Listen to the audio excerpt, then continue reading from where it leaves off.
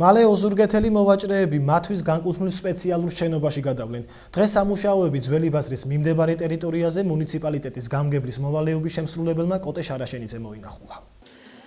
სავარაუდოდ რამდენიმე თვეში ოზურგეთის მუნიციპალური ბაზარი ძველი იერსახეს დაიბრუნებს. ის ახალდახელად მოწყობილი დახლები, რომელსაც ჩემს უკან ხედავ, სავარაუდოდ აღარ იქნება. მოვაჭრეები უკვე სპეციალურად მათთვის აშენებულ შენობაში გადაინაცვლებენ.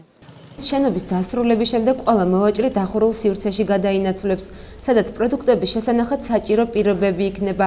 ამის შედეგად გარევაჭრებას უკვე ადგილი აღარ ექნება. მძიმე მდგომარეობაში ვიყავით, ვერ მუშაობდით. ოჯახიდან მოტანილი პროდუქტი გვეფუჭდებოდა. მოდენიმე წლები ვეხვერძე, რომ დახურულში ვერ იმუშავებთ და არ გვაქცევდნენ ყურადღებას და დღეს მოგვაქციან ყურადღება და ყველა მოხარული ვარ და ყველა მადლობას ვუხდით. სწორედ ამ თემასთან დაკავშირებით ოზურგეთის გამგებელი მუნიციპალურ ბაზარს სტუმრობდა. მან მიმდინარე სამუშაოები დაათვალიერა და მოვაჭრეებს გაესაუბრა. გამგებელმა ისაუბრა ბაზრის უკანა მხარეს ჩასატარებელ სამუშაოებზეც.